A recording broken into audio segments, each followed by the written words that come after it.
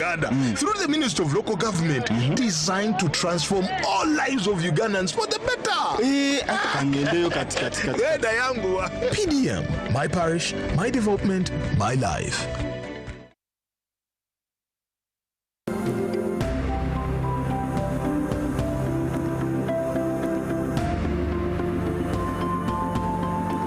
So this is my general perception.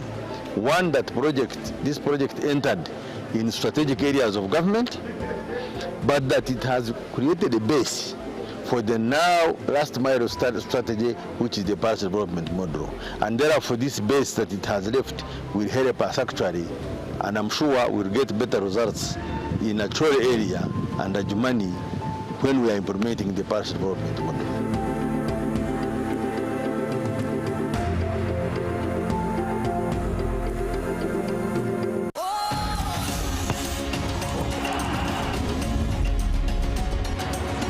All of Africa, welcome everyone.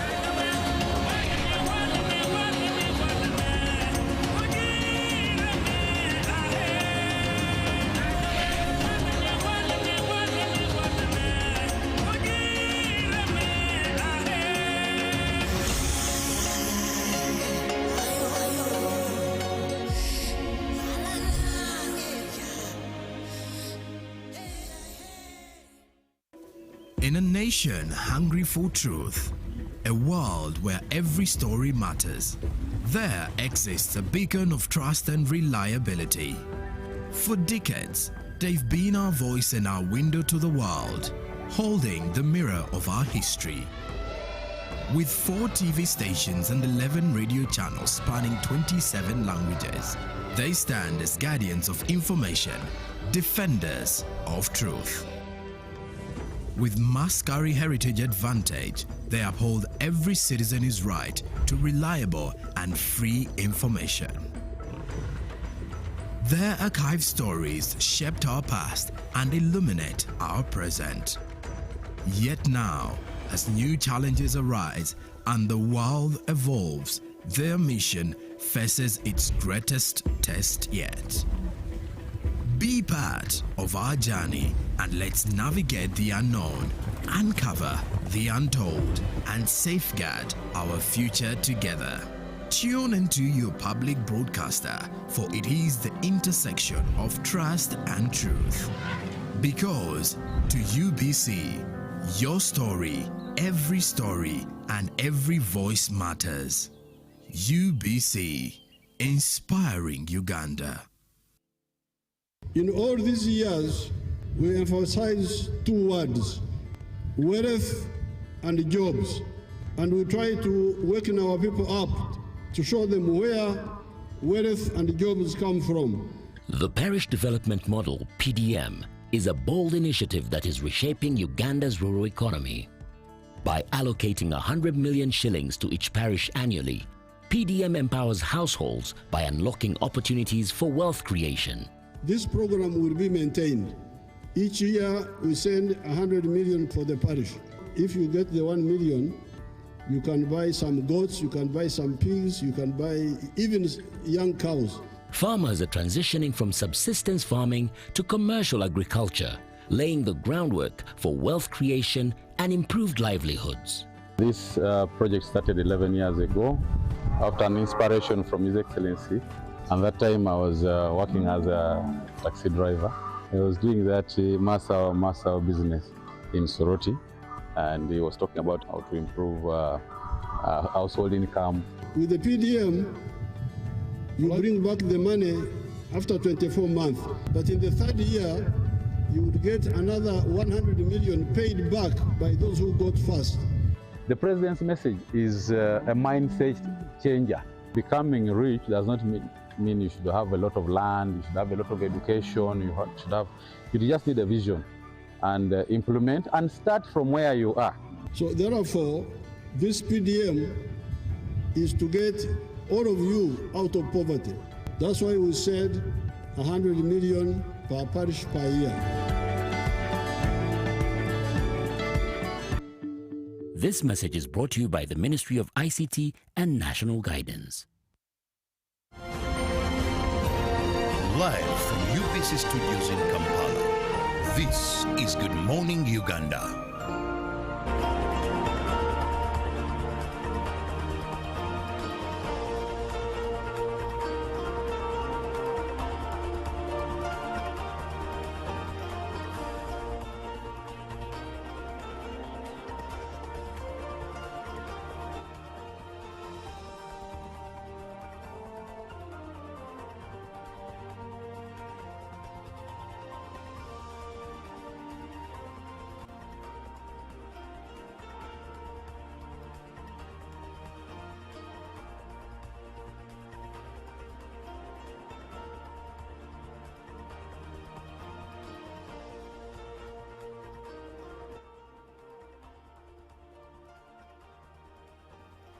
Good morning, Uganda. Thank you so much for watching UBC TV this morning. It's Good Morning Uganda, the Friday edition. And it looks like today we're flying a lot because we're back with another conversation. And that is from Ero Love Uganda Initiative. My name is Julie F. Nantaba. Yours is to save the number 0709 602592 and be part of every conversation that we have on here. Now, this morning with Ero Love Uganda Initiative, I'm having a conversation with Winnie Mfachi, who's speaking with us, and she is the project lead of Ero Love Uganda Initiative. We're looking at connecting air, land, and the people and building a sustainable and inclusive green economy for Uganda. How is that possible? Let's delve deep. Winnie, good morning to you. Good morning. It's a pleasure having you. Thank you. Good morning, our viewers, all people watching us from wherever. Winnie Mfachi is my name, like I've been introduced already, from Ero Love Uganda Initiative, an initiative that is connecting air, land, and the people. Ideally, we are seeing how to work it out, bringing the air, the services within the air to the people, and having those margins, those sectors that we are having in our daily lives be merged together through our ecosystem. Okay. Yes. How is that possible? Paint the picture for it to be more relatable. All right. With the air, we are looking at having the aviation. Definitely, once one says air, it's all about aviation. Yeah. But as Ero Love Uganda, we are saying it should be not about the planes. It's not about piloting. It's not about the cockpit. Let it go beyond. So we are trying to draw that sector near the people through our mandate. I'll call it a pilot kind of project that we are building upon, that we can have the aero services be merged with the agricultural sector, be merged with the energy sector, and it will help to build inclusive participation within the people. So with the air, we are looking at the general aviation flights, yes. Then we are also looking at drones. We need to see how we are capturing that service with the flights and the drones. With the agricultural pilot that we are designing, we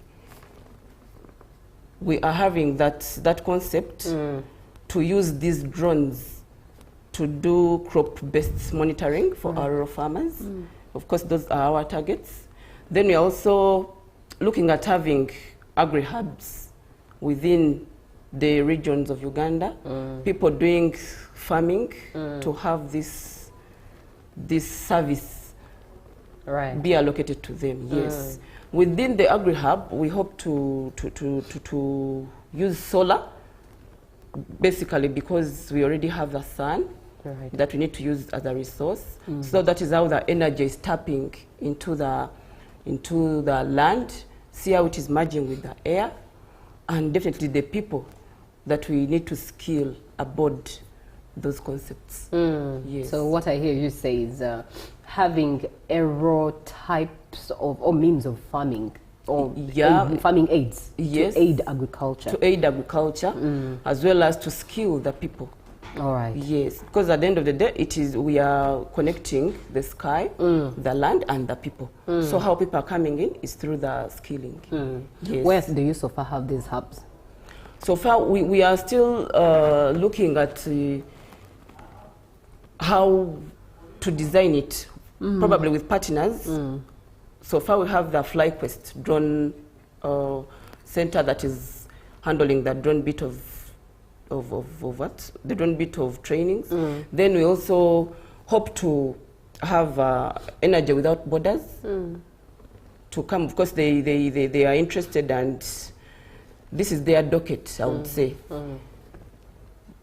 Ideally, that's it. Right. Yes. Now, looking at the different hubs, for example, if you look at some of the hubs near the airstrips in places like Gulu and Hoima, yes. How would these hubs help reduce post-harvest losses and help farmers gain benefits ultimately and access bigger markets? Yeah, from metrics, we already know at least post-harvest, there are losses up to about 40%. Yeah.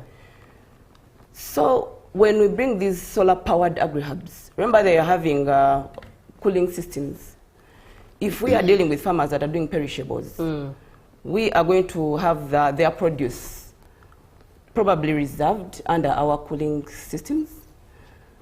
Then they will be at least shipped or transported when they are still fresh. We are looking at a farmer being able to deliver clean using the green systems. This is climate smart agriculture that we are trying to push for. Can we reduce the spoilage? Can we reduce the losses that farmers do get at the end of the day when they are having these produces, probably through transportation or the delays? And that is where the flights have to come in, because much as, yes, we've put them at the agri-hub, fine, but we need they need to be transported as fast as possible so that the target person or the end user gets that value fresh and clean and green. Yeah. So that means these are the drones you were talking about? The drones, not really. The drones are doing the gardening work. Okay. They are monitoring the crop, because we are dealing with the farmer right from planting up to the market. Yes. So the large farmers, the large-scale farmers, need these drones to do the crop monitoring. Yes. That is where the speed is coming through. Once we use the drones, probably if you have the 10 acres and you need to detect something within your farm, you're going to need a drone to move around. That will just require a bit, 20 minutes to do the work, compared to what would take probably 2 days when you're still doing that kind of work. So we are trying to merge speed, time, yes, in the same arena. Right. Yeah. Very profound at that. Now, looking at the flying craft opportunities, and of course aviation in agriculture, what job opportunities in between there lie for rural dwellers and everyone part of the ecosystem? Yes. We are trying to design a policy that people should not think about the aviation being about the cockpit or being a pilot. Right. Not really. I want that villager down there, probably where I'm born, to also, in a way, be part of a system that they can grow produce that can be transported by air. Directly or indirectly, they are benefiting from this sector. Yes. So we are, even the trainings that we are bringing aboard from the FlyQuest, because we shall have the drone technicians, we shall have solar technicians, we shall have other people that need the training through the system. So ideally, that farmer down there may not look at sitting or flying a plane, but is indirectly working with the plane. Interesting. Yes. Indirectly working with the plane. In case you're just joining us, we are looking at connecting air, land, and the people. Aeroplane matters, connecting them with the land where we operate, and of course with the people who dwell on the different lands of Uganda. And of course we are looking at not elites all right? Not just elites, but those down in rural areas as well, being part of the ecosystem, and of course building a sustainable and inclusive green economy for Uganda. Having this conversation with Winnie Mfachi, who is the project lead of AeroLove Uganda initiative. Ask a question, 0709-602-592, and that is via WhatsApp, all right? 0709-602-592. Now, Winnie, looking at the current trend in line with energy, clean energy, green energy. Yeah. In Kampala, of course, we see that we have a lot of electric bikes, not yet appreciated by many, but at least they're there.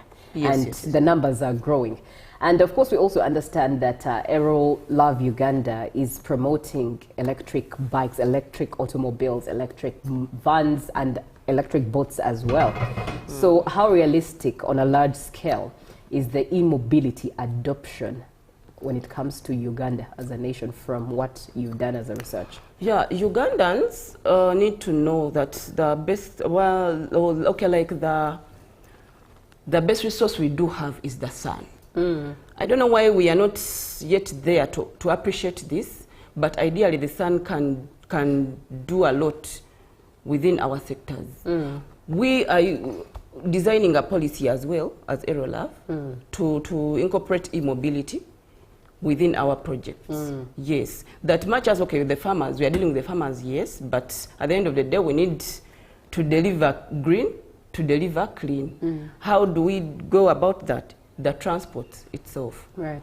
We bring in the auto bikes that are solar powered, the vehicles that are also solar powered, probably to combat or to mitigate emissions within the city. The farmer can deliver green within that abode. We are also going to showcase that same concept later in the year at the Uganda Off-Grid Festival in Jinja, where we hope to also launch a circuit, a tourism circuit. Right. Yes. That a tourist can come in, yes, flown in by air, can also choose to fly to another end by air still, domestically, but once they land, as they are using, they land to connect to their different destinations, it should be e-mobility. Right. Adoption of the bikes, or even e-boats. Yes. Interesting. Yeah. E-boats. Ever thought of traveling by one?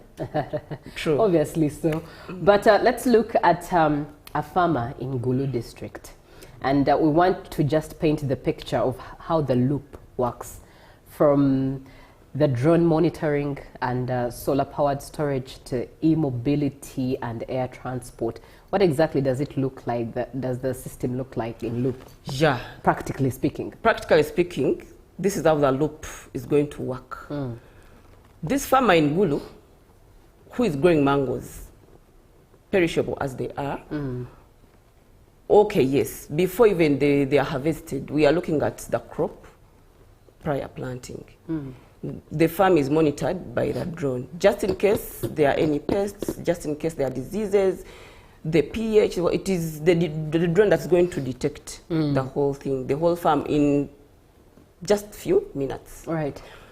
So once that is done, definitely we expect good yields at the end of the day. Those are numbers, the farmer that is registering. Once the harvest is done, brought to the agri-hub, we intend to put, this mango may not get spoiled. It's just within a few days. Right. Because it's receiving the whole concept of the cooling and all that. Yes. So from the garden, it is coming to the agri-hub, of course through e-mobility. From the agri-hub, it can be transported to the airstrip. From the airstrip, it is shipped to Kampala, to Entebbe, yes, where it is probably going for export. So that is a loop from the garden to the agri-hub, from there to the airstrip, till fresh handling, till it's out, very in that loop. And indeed, we are all focusing on green energy to run the world, and these are some of the initiatives that are pushing for exactly that. Now, let's look at the vision that AeroLove Uganda initiative has for Uganda, ultimately. Yeah, that is the whole point. Our vision is to have green skies for Uganda. Right. As our strongest point. We need to see how we are contributing to the NDP force through our different programs that we are laying. We need to see that Uganda is positioned as the lead in sustainability, probably in Africa, and maybe beyond. We look at sustainable agriculture, sustainable tourism, right, sustainable aviation, and all the sectors. So that is what AeroLove is bringing aboard. Sustainability, definitely looking at the green skies. Yeah. All right. I am with Winnie Mfachi, who is the project lead of AeroLove Uganda initiative, and she's speaking with us, of course, in regards to connecting airland and the people. Hello, thank you for the program. I'm Biretwa Milton, watching from Nansana Chebandu, Kampala. Thank you, Milton, for being on the show. Winnie, what are your final remarks? Remarks. This is the call to action, I guess. Yes. Yeah. Fast forward, I'll start with the government because it is the one that designs these policies. We call upon the government to tap into such projects that the youth are bringing or fronting, because at the end of the day, the country is developing with us. The government itself probably flagging us off with its parastatals. I would say Planning Authority. I would also talk about Parliament of Uganda endorsing some of these things. Yes. Also UCAA coming through, because this is also their docket, the air. Yeah. Ministries, agriculture, tourism, as government, they need to come out and appreciate this baby, or even groom it to push it to greater heights. Yeah. Then to the investors, I would say, because at the end of the day, we need investment. We also look up to them to tap into this new kind of concept, so that it can also push forward the country. Yes. We are going to have a lot of discussion at the Uganda Solar Energy Expo. That's where we are unleashing this in detail. So I probably look at unveiling each and everything about that pilot for the agri-hubs. When is it? At that event. It is on 28th. Next weekend? Yeah, next weekend. Silver Springs Hotel. Right. Yeah. Indeed, as an innovator, please, this is something to be part of, because there are many things you get to be exposed to, but it's also, it's one that attracts many stakeholders in there. Who are the people participating at this conference? At this conference, yeah, the Ministry of Energy, of course, is at the front lead. Then the Uganda Solar Energy Association itself as a bracket. Definitely it has stakeholders, it has partners, internal and international. It has different people. So that's where we are also chipping in as us. Right. And yeah, definitely hope to be there and unveil and unleash each and every detail about the concept. All right. Yeah. This is Afande Kasajja from Bududa CPS. Thank you for the show. I'm watching you live. Thank you so much, Afande, for being on the show and following the conversation. We bring this one to a close. We've been speaking with Winnie Mfachi, who is the project lead of AeroLove Uganda Uganda Initiative, pardon me. It's AeroLove Uganda Initiative that has been speaking with us in line with connecting air, land, and people, making it as relatable as possible. But of course, you captured your morning, and I'm getting more of those comments. Let me just head over to the screen where you are able to see your greetings and get to definitely see your shout outs, and of course also see you and get to connect with you. Good morning, Julie. I'm Gilbert, watching from Napark. Thank you so much, Gilbert, for being on the show and watching and following this Friday.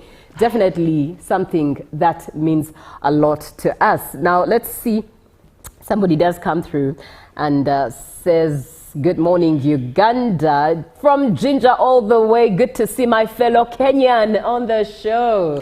Nice. This is Ndegwa. Oh, shout outs to Ndugundegwa and Ndegwa, and my name is Apollos. Thank you so much, Apollos, for being on the show. And it's so good to see you and to know that you are watching and following the program. Thank you so much.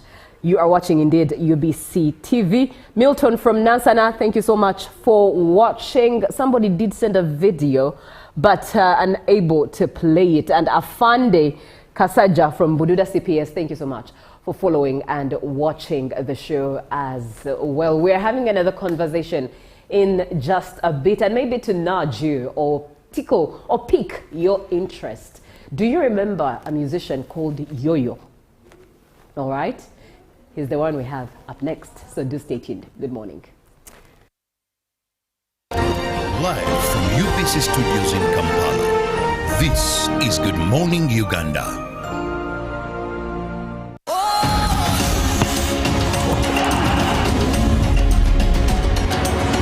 All of Africa, welcome everyone.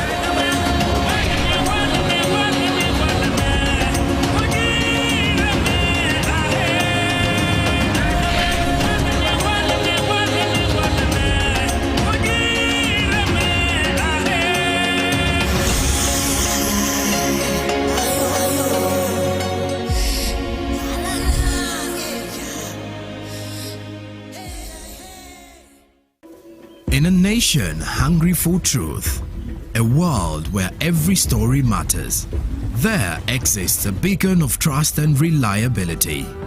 For decades, they've been our voice and our window to the world, holding the mirror of our history. With 4 TV stations and 11 radio channels spanning 27 languages, they stand as guardians of information, defenders of truth.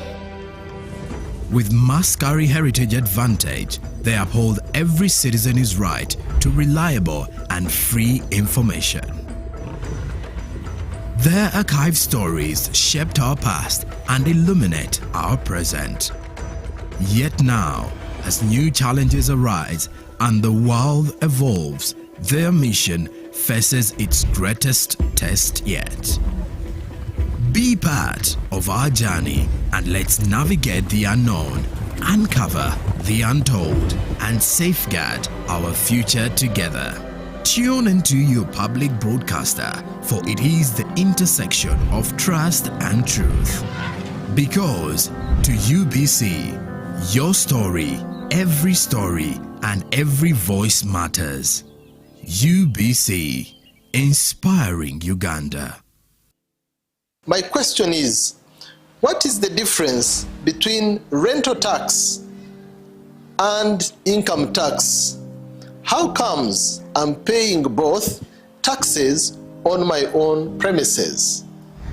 If you want to have a tin, but you are not making any income from your business, you should take on the obligation to continue filing your nil return. Commissioner General to invest in taxation. When people understand taxes and they know the importance of taxes and they know the fair assessment of these taxes they're supposed to pay, I think everybody will embrace taxation. As banning groupage cargo, clearance protects small traders who cannot afford to import full container loads individually and rely on consolidation to remain competitive.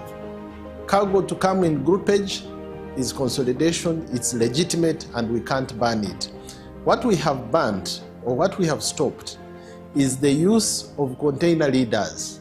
Now, Fiona, the good news I have for you is that among the new tax proposals, now you can get direct answers. Send your tax-related questions via WhatsApp or SMS to 0790-141-887 and the Commissioner General of URA, John Musinguzi, will personally address them. Tune in to UBC News Tonight every Monday and Wednesday for expert insights and clear explanations. Buza Commissioner. Juko. Yo. What you go? Check the shopping, man. What's your secret? Haven't you heard of the Parish Development Model PDM? Yes, I did, but I thought it was just a talk. No, Sevatia. It is real. I I and a few friends together formed a circle, accessed money from the PDM, invested in a poultry project, and now things are moving. Joko, I thought I was one of your friends. You are, but you left me behind. I didn't leave you in poverty. What you do, just visit your LC2 chairperson and your parish chief, and start the process of economic transformation. Just like that. The parish development model is an initiative from the government of Uganda through the Ministry of Local Government, designed to transform all lives of Ugandans for the better. PDM, my parish, my development, my life. Live from UBC Studios in Kampala, this is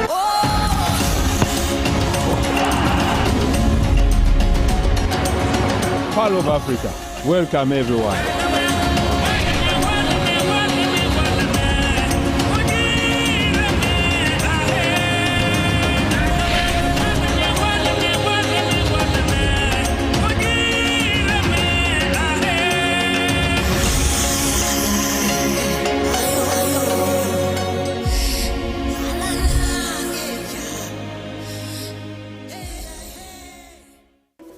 In a nation hungry for truth, a world where every story matters, there exists a beacon of trust and reliability.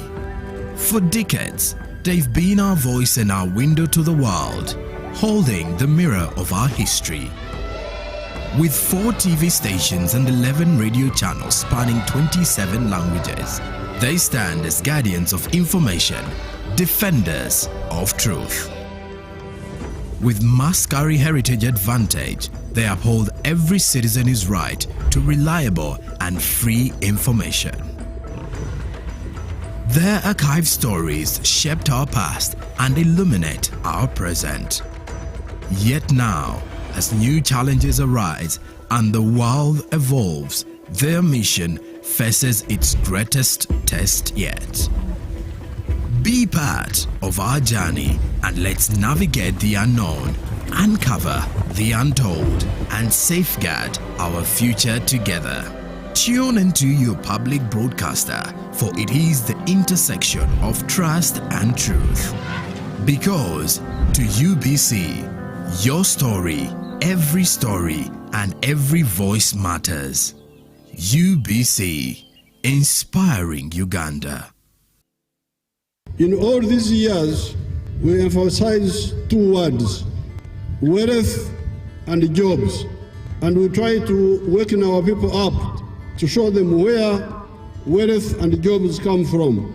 The Parish Development Model, PDM, is a bold initiative that is reshaping Uganda's rural economy.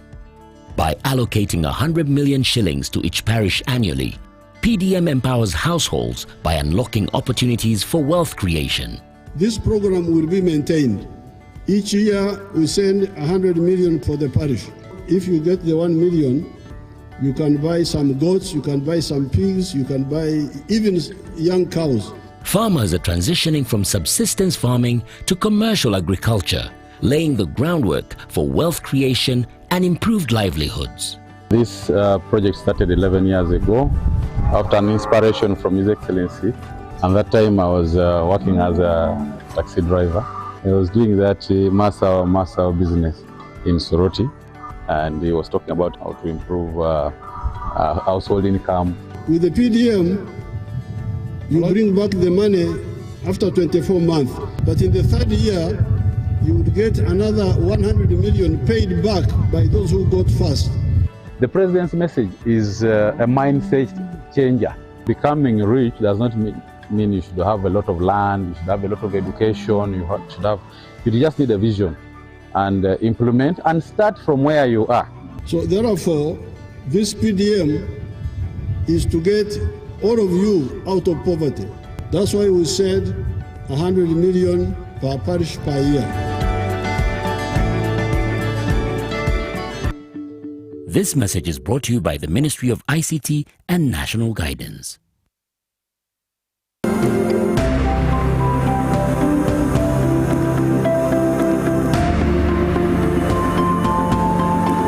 So this is my general perception. One, that this project entered in strategic areas of government, but that it has created a base for the now last mile strategy, which is the parcel development model. And therefore this base that it has left will help us actually, and I'm sure we'll get better results in a Chole area and Adjumani when we are implementing the parcel development model.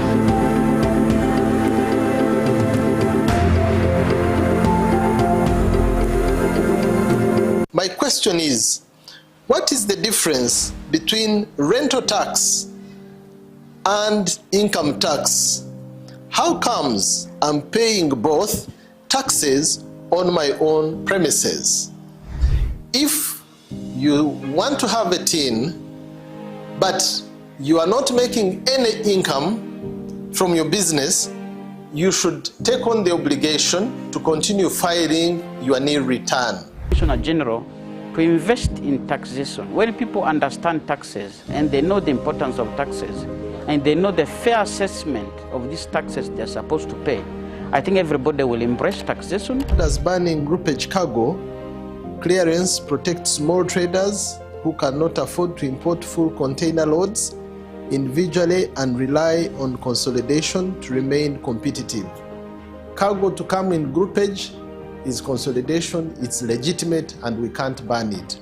What we have banned, or what we have stopped, is the use of container leaders. Now, Fiona, the good news I have for you is that among the new tax proposals, now you can get direct answers. Send your tax-related questions via WhatsApp or SMS to 0790-141-887, and the Commissioner General of URA, John Musinguzi, will personally address them. Tune in to UBC News Tonight every Monday and Wednesday for expert insights and clear explanations. Booza Commissioner. Juko. Yo. Check the shopping, man. What's your secret? Haven't you heard of the parish development model, PDM? Yes, I did, but I thought it was just a talk. No, Sebatia. It is real. I and a few friends together formed a circle, accessed money from the PDM, invested in a poultry project, and now things are moving. Juko. I thought I was one of your friends. You are. But you left me behind. I didn't leave you in poverty. What you do, just visit your LC2 chairperson and your parish chief and start the process of economic transformation. Just like that. The parish development model is an initiative from the government of Uganda through the Ministry of Local Government designed to transform all lives of Ugandans for the better. PDM, my parish, my development, my life. Live from UBC Studios in Kampala, this is Good Morning Uganda.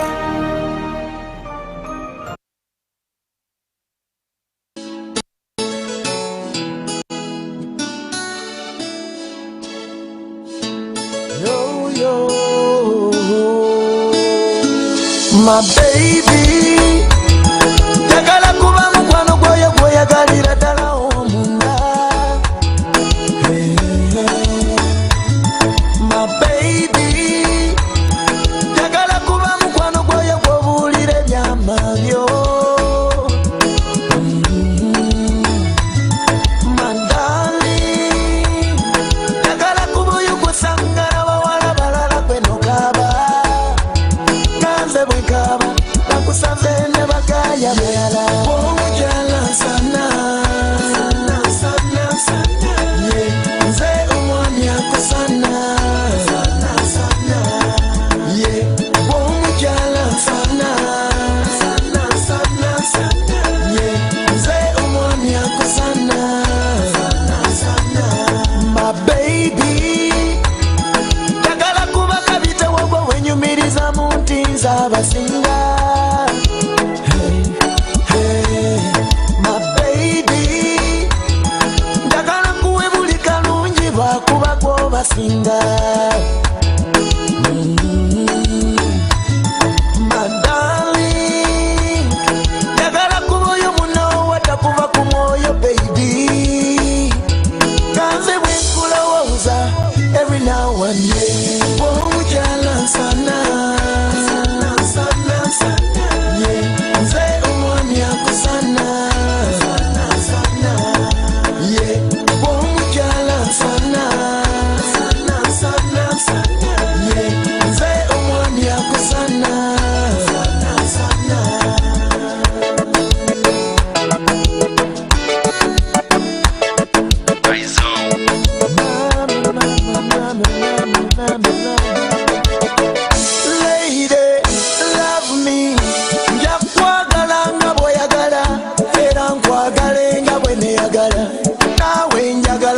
neyagala. Baby, love me. Nja kwagala nga bw'oyagala, era nkwagale nga bwe neyagala. Nze omwami akusana. Yeah, bw'omukyala nsana. Yeah, nze omwami akusana.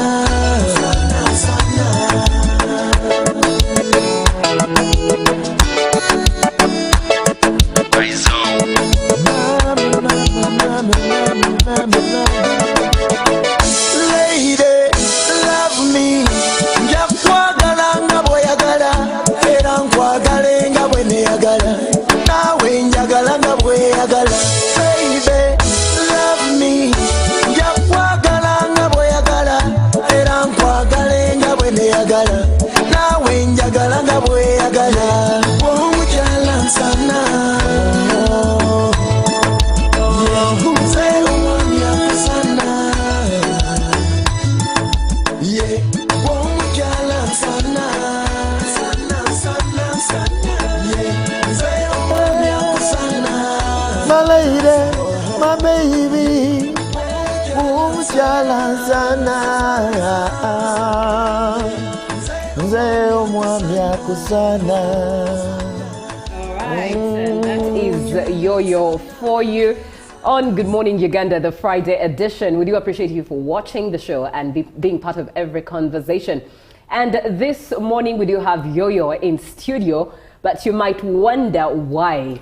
Of course, not just about music, but everything regarding the performance, the product, but also the money, what it means when it comes to performing arts.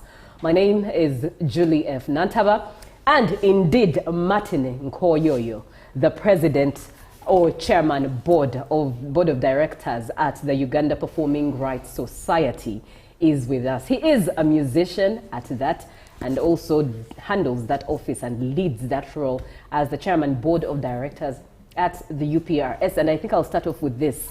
Which do you prefer? Are you Yo-Yo or Martin Nkoyoyo? Well, it depends on where we are. Okay. Yeah, but and from whom it's coming from and how you know me. Right. If it's more very formal, then we go with Martin Nkoyoyo. If it's casual, depending on how we relate. Right. Yo-Yo. Okay. Am I allowed, with your permission, am I allowed to use Martin Nkoyoyo? What makes you feel comfortable? Because we're discussing matters economy. Yeah, what makes you feel comfortable? Oh, whatever makes me feel comfortable. You've given me the permission. Oh, yeah. I do appreciate you.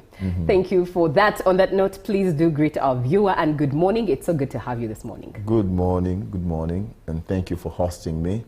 Our viewers, good morning, how are you? My name is Martin Nkoyoyo, also known as Yo-Yo.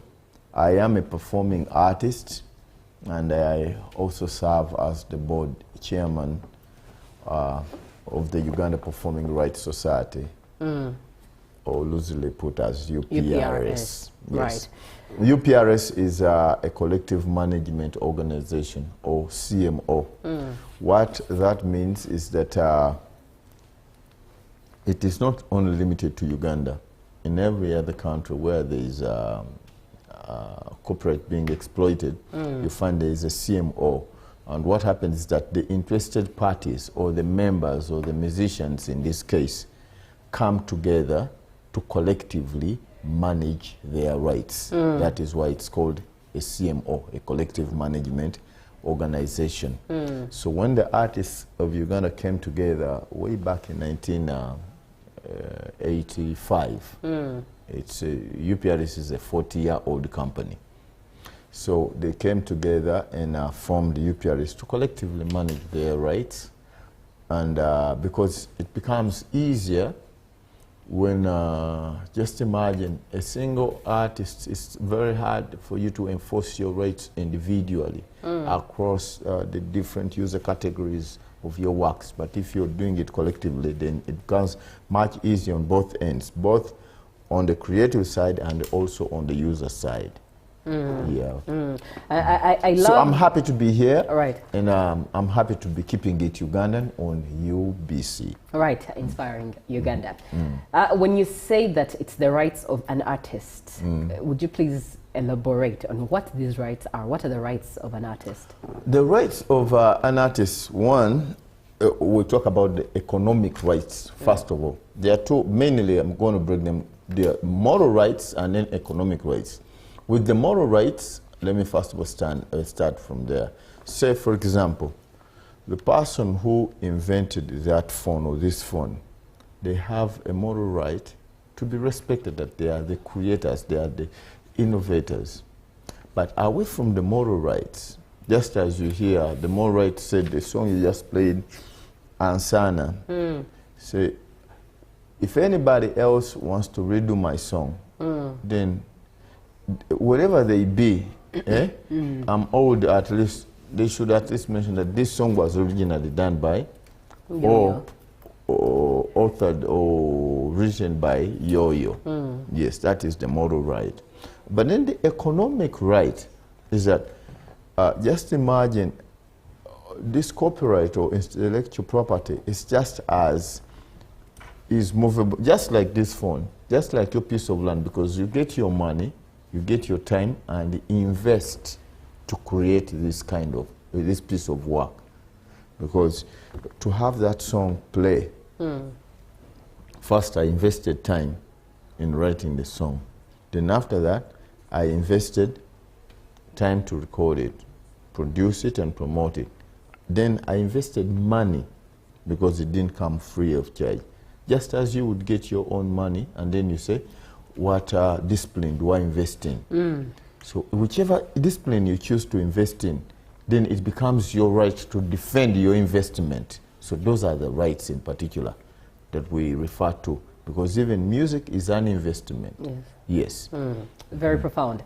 And I love that you paint the picture of what these rights are, because many Ugandans who watch do hear rights, but they never understand when it comes to music and the creative arts, what exactly these rights are. So And I appreciate the breakdown. So many people saying, but we do those artists a favor. We play, we promote them, we play their music. But hey, we also do you a favor to give you what to play, because you know right now we are in a content rules, information age. If you don't have content, all right, then what are you going to play? Right. Because I don't think people would love to stay home all day watching you talk. No, at some time they will enjoy it. No, they will not enjoy it. So they will run away. And when you don't have viewers, the advertisers won't come. So it is a two-way traffic. It is a give and take. All right. We add value, they add value, but we need each other. Just as if I open up a shop in your village, you need me to open up the shop so that I bring the services and goods closer to you. But I also need you to come and buy what I have put in the shop. So it's a two-way traffic. You just can't come to my shop and say, since, okay, we are helping to get things from you such that you get rid of your stock, so give them to us for free. No. Right.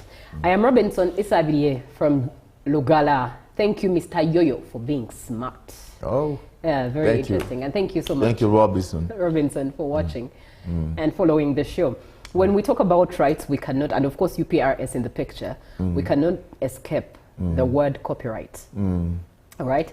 Now, for purposes of context, help our viewer understand what copyright is and how it works in Uganda. Copyright, what is copyright and how does it work in the context of Uganda? One, what is copyright? Copyright is any invention. The moment you innovate, you create something. And then not only in your mind, it starts in the mind, but then the moment you fix it, the moment you put it into tangibility, the moment you say you put it into writing, or you go ahead and mold it into something, then that is copyright. And internationally, for starters, even before we come to the Ugandan law, according to WIPO standards, by WIPO I mean World Intellectual Property Organization standards, they say the moment you put your idea into fixation, then it becomes your copyright. It is your idea. All right? So fixation is tangibility. Yes. That is what copyright is, the moment you fix it. Now, in the Ugandan context, we've gone ahead to say, now, because I'm now going to the point, how does it work? After you fixing your idea, then go ahead. First of all, the National Copyright Office is URSB, right? Now, they say, go and register your copyright. Just as you open up a company, go and register and get a certificate of incorporation. That means this company now belongs to you. No one can take it. No one can claim it. Just as you get a piece of land, go and get a title, register it to get a title. That title shows ownership. It is the same thing here with corporate. Now, after getting that certificate of ownership, then come and register it with a CMO or a PRO. In this case, I'm talking about UPRS. Why? To be able to exploit the economic benefits out of that, such that people don't exploit it for free. All right? UPRS is going to help you reach wherever your music is playing, you know, to collect those dues, those royalties, because UPRS's ultimate goal is collect and distribute. So that is how it plays out. That's how it works, briefly. I know it's much, much, much bigger, but then we need so much time for me to go into so much details. But briefly, that's what it is. Collect and distribute. And I think for me that brings me to the question of if you collect, how do you distribute? Because I remember recently there was a bit of a discomfort where Weasel complained, how could Good Life have, and was it 200,000 Uganda shillings? Not Good Life, Weasel. Weasel himself. For a whole year. Yeah. And you had to get into the media to explain it. Yes. So explain the technicalities of collecting and distributing. Yes. Remember, before the distribution, I said you must declare the works, because we can never distribute to you what was never declared. We can never collect for what was never declared to us. You understand? Just like if you've never registered the land to be protected, then the protectors, how can they protect what you've never declared? So the starting point is declare the works. So that is with URSB. No, now I'm talking about with UPRS. Oh, you declare. With URSP, it is register your works, okay? And then that is to get a certificate, a copyright certificate. Right. Now, after doing that, then you come to UPRS and declare those works and assign the works, assign UPRS the responsibility to protect your copyright, the copyright on your behalf. All right, to come to say to UBC and say, UBC, you're using Yo-Yo's music. Now, please pay us for using Yo-Yo's music. But if I've not declared this song to UPRS, then UPRS can't come here to claim for my music. Okay, they only come to claim for what has been declared. So after UPRS collects, then it goes back and computes that, okay, according to the declared songs here, this is what we collected. Now, this takes, that's why I said you might find that one might have a big catalog, say, of about 1,000 songs, but if they have only declared 2, and then I have a catalog of only 40 songs, but I've declared all the 40, then that means I'm going to get much more than the one who of a bigger catalog of 1,000 songs. Right. That's what it is. Yes. Makes a lot of sense. We are having Martin Koyoyo. You all know him from the side of music as a musician, as Yo-Yo, but he is the chairman, board of directors at the UPRS. And we are really talking about making music earn, all right, beyond the stage, beyond the performances, beyond the celebrities and the stardom. We're looking at building sustainable livelihoods for musicians, and it's what we're speaking into, and he's here to help us understand what exactly it means and how it should be actuated. Now, let's look at indeed now, after the collecting and distribution, let's come to the side of artists. How best should artists or creatives have a longer lasting economic longevity even after the stardom? I like the question. One, we must first of all understand that what we are trying to build is that we want to make this UPRS our NSSF. Because you see, workers save with NSSF, yes. And then it can pay them during their retirement such that they don't end up in poverty when they retire from work. Because first of all, the copyright law says that your copyright is protected for life, for as long as you are alive, and then 50 years after your death. That's why you hear, say in America, that the Michael Jackson estate is still making very much money long after he's gone. So that means whoever he left as a beneficiary, yes, of course, earns from it for the 50 years. Yes, for the next, in America it is 70 years. Here our law says 50 years. Now, because when you pass on, say like, let me use the immediate example, Alex Mukulu has passed on. Now all his creations, then, because just as it is with the land, because normally they go to the administrator general, the family establishes who the administrators of the estate are. So it is the same thing with the music. We wait at our end at UPRS to give us formal communication who the administrator of the deceased is. And then that administrator now receives the loyalties on behalf of the family of that member, of that deceased member. So that is how it plays out. One, so that's why I say we are trying so hard to make sure that we build, we streamline and make it an economically viable institution to make sure that it translates into our social security entity as artists. That is one. Number two, the benefit of having a stronger CMO is that you might be maimed even when you're still alive, all right? But then you still have your music being played out there, but you can no longer go to perform on stage. Say you're bedridden, but then your music is playing out there. And then that means it is royalties being collected on your behalf. Right. So that is sustainability beyond simply being on stage. Because you may know, say for example, my music would still be popular out there, I have fans out there, but then I'm no longer getting gigs to go perform, do live performances. That means money coming in. How else am I going to get to earn from my creation? It is through loyalties. Yes.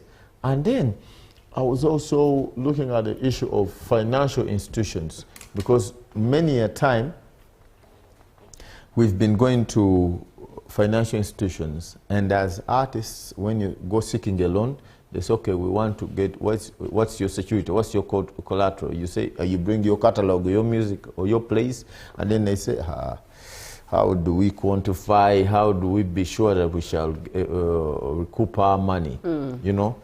I think the remedy to that, to that all, is making sure we streamline the CMO, UPRS, such that if I need a loan, say from Bank A should simply say, give us your statements, financial statements from UPRS, and UPRS will produce your latest statements. So they will be sure that there is some cash inflow, and then they can be able to get money. Perhaps you can work on an arrangement that out of your relatives, a particular percentage will be going to the bank to settle, you know. So that is how I can break it down. And you know, it's a beautiful initiative, but one that you'd also understand would grow better with financial institutions coming on board. And lately we see a lot of financial institutions here and there, advertising packages, retirement, all of this.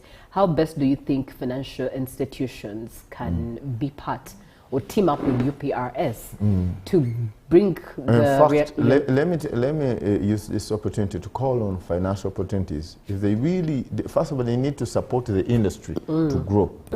Because in return, they are going to be also big beneficiaries, because we shall be, you know, it is an investment that needs big capital. Our art, because say sometimes to produce a movie, one needs 30, 50, 100 million. It's not little money, you know. And of course, where do you get capital easily? It would be the financial institutions. But then if we don't support the industry to grow, then we are all stagnated, because one, the financial institutions need to have guarantees that they will get their money back, all right? And I'm telling you, the only guarantees they can have is when we build a strong CMO system, because we then know, okay, the music is in circulation, this is the collection point, and this is how it is always distributed. So there's a cash flow, a well-defined cash flow.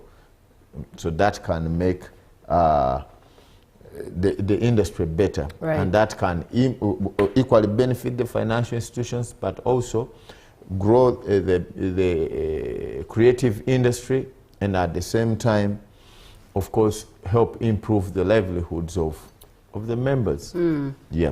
All right, and I think it's a cool, ideally to all financial institutions, there's a lot of business opportunities in this. It's one window, very open for you. Now, our conversation comes to a close, but what are your final remarks?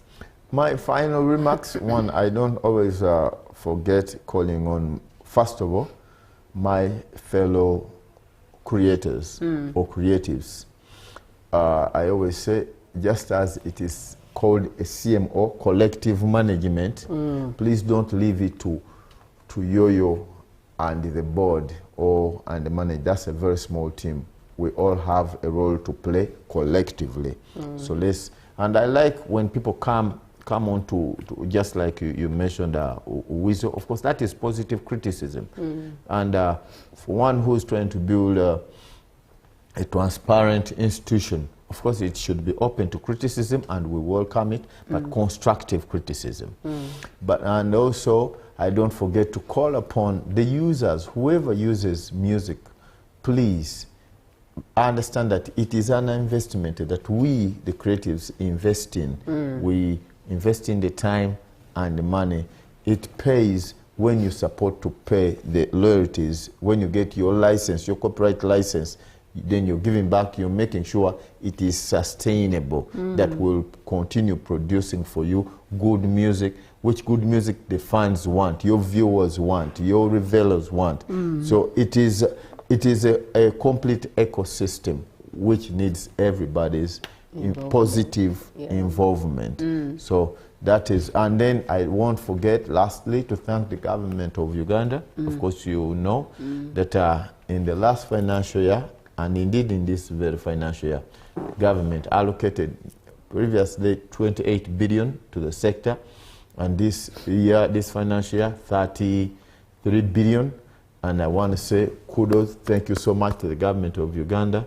But I also won't forget to thank UBC for hosting me, for supporting the arts. And finally, I want to stand here and say UBC is now a very compliant user of our copyright works.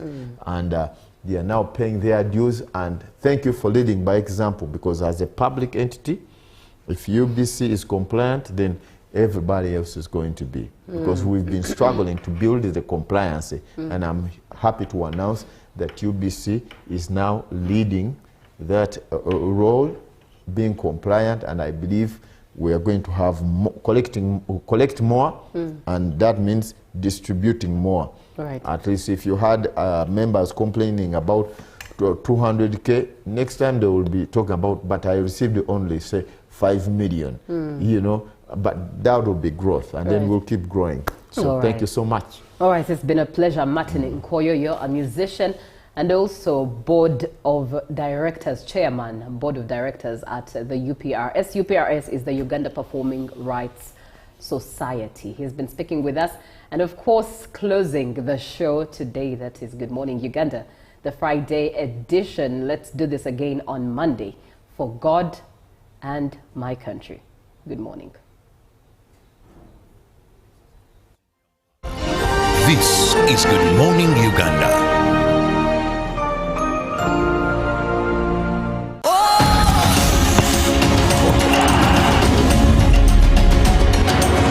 Pearl of Africa. Welcome everyone.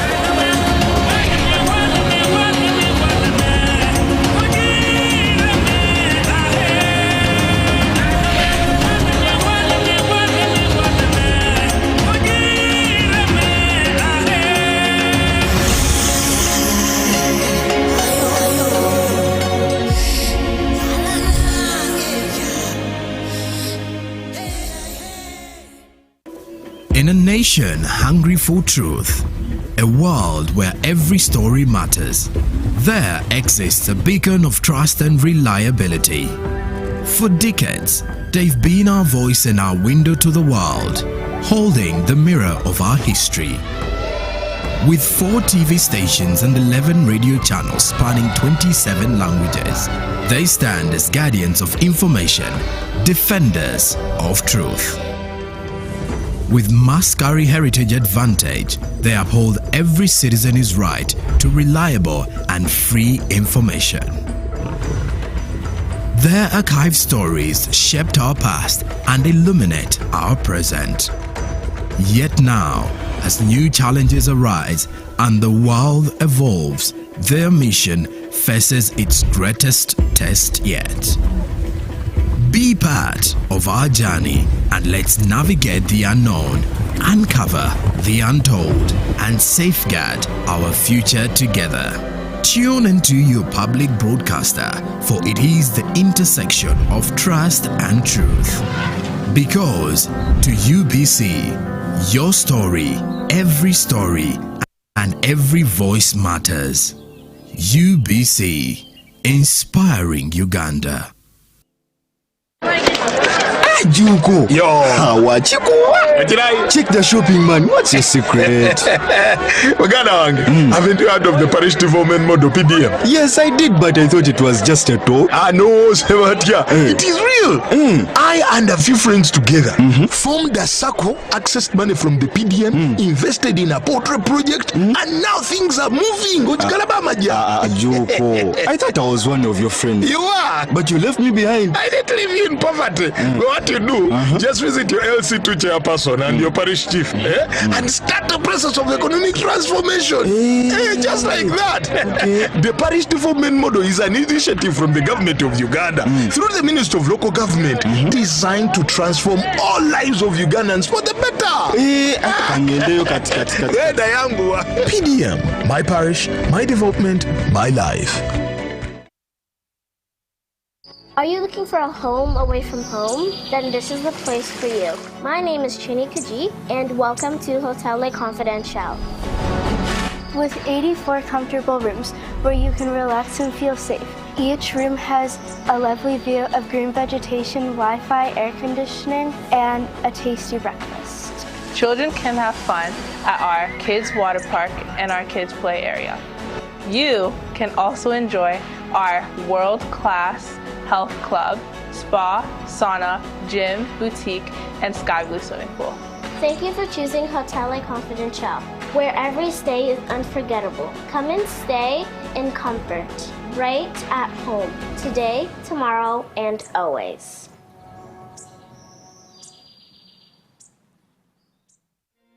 In Uganda, mornings don't begin with sunrise. They begin with courage. One man, one factory that has refused to stay silent. With one spark of courage, a chain of prosperity begins.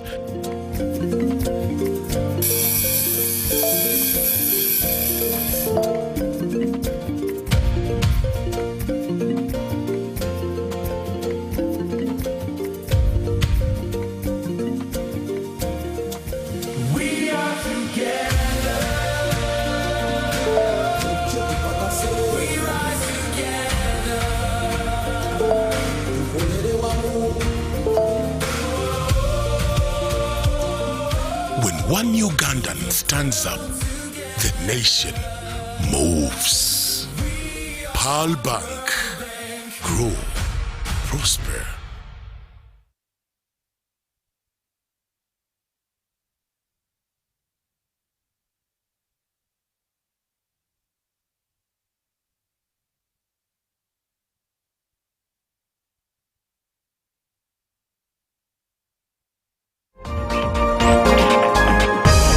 Ugandans borrow loans from institutions without understanding the cost of the loans. By the time you have understood the cost of the loan, you are already in crisis. I love this brother so much. Like, as a brother to a brother, man, I have so much profound respect for him. He's so selfless. He wants to see a changed world, and he likes to give out this information, unselfishly, Financial literacy in Uganda combines public and private efforts to improve how citizens manage money.